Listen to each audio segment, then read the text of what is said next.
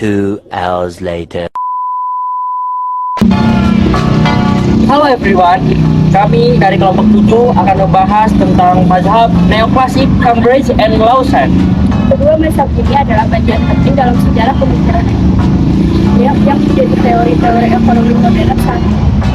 Mazhab ini lahir sebagai penyempurnaan teori klasik yang dianggap terlalu menekankan faktor produksi dan tenaga kerja sebagai penentu nilai barang.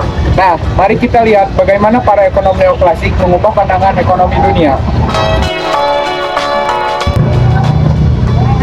Mazhab neoklasik Cambridge berkembang di Universitas Cambridge, Inggris pada akhir abad ke-19. Tokoh utamanya adalah Alfred Marshall bersama ekonom lain seperti William Stanley Jevons. Mereka berpendapat bahwa nilai suatu barang tidak hanya ditentukan oleh biaya produksi, tetapi juga oleh utilitas atau manfaat yang dirasakan konsumen.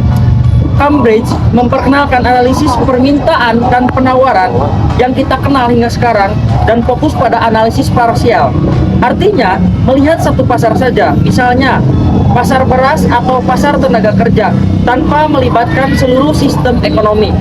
Pendekatan ini membuat teori ekonomi lebih mudah dipahami dan diterapkan dalam kebijakan ekonomi makro. Baik, sekarang kita bahas lebih dalam tentang William Stanley Jevons. Dikenal dengan gagasan revolusi marginal di mana ia menekankan bahwa nilai barang ditentukan oleh manfaat terakhir yang diterima konsumen atau yang kita sebut utilitas marginal. Ia juga memperkenalkan penggunaan matematika dalam ekonomi sehingga analisis ekonomi menjadi lebih ilmiah dan terukur. Jevons bersama Alfred Marshall membentuk dasar teori permintaan berbasis utilitas yang menjadi pijakan penting bagi teori mikroekonomi modern. Melalui kontribusinya, konsep perilaku konsumen, elastisitas, dan keseimbangan pasar dapat dijelaskan secara lebih matematis. Sementara itu, mazhab Lausanne berkembang di Lausanne, Swiss, dengan tokoh utamanya yaitu Leon Walras dan Wilfredo Pareto. Berbeda dari Cambridge, mazhab ini melihat ekonomi secara menyeluruh, di mana semua pasar, barang, jasa, dan tenaga kerja saling berhubungan. Leon Walras memperkenalkan teori terkenal yaitu General Economic View atau teori keseimbangan ekonomi. Dia menjelaskan bahwa ekonomi akan mencapai keseimbangan ketika semua pasar berada pada titik seimbang secara bersamaan. Pareto kemudian menambahkan konsep efisiensi Pareto, yaitu kondisi ideal di mana kesejahteraan seseorang tidak ditingkatkan tanpa mengurangi kesejahteraan orang lain. Pemikiran ini masih menjadi dasar analisis kebijakan publik dan ekonomi hingga saat ini. Mazhab Cambridge memiliki kelebihan karena lebih praktis dan mudah dipahami. Banyak konsep yang lahir dari sini masih digunakan sampai sekarang seperti kurva permintaan penawaran, surplus konsumen, dan elastisitas harga. Namun, kelemahannya adalah analisisnya hanya melihat sebagai kecil dari ekonomi tanpa memperhatikan hubungan antar pasar. Sementara mazhab Lausanne lebih komprehensif karena menganalisis seluruh pasar secara bersamaan.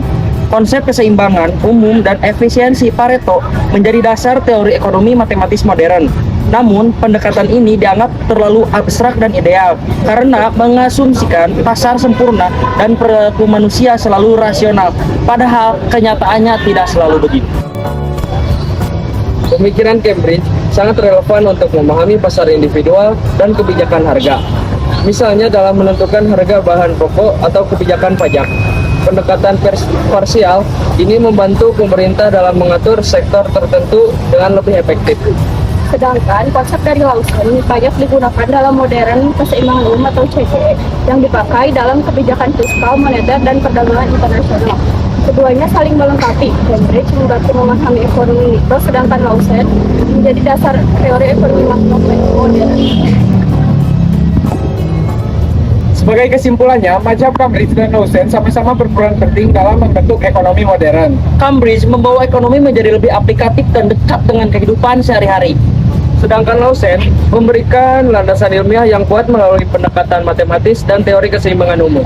Keduanya saling melengkapi seperti dua sisi dari mata uang yang sangat praktis dan ilmiah. Kami dari kelompok 7 mengucapkan terima kasih atas perhatiannya. Hatur nuhun. Eh?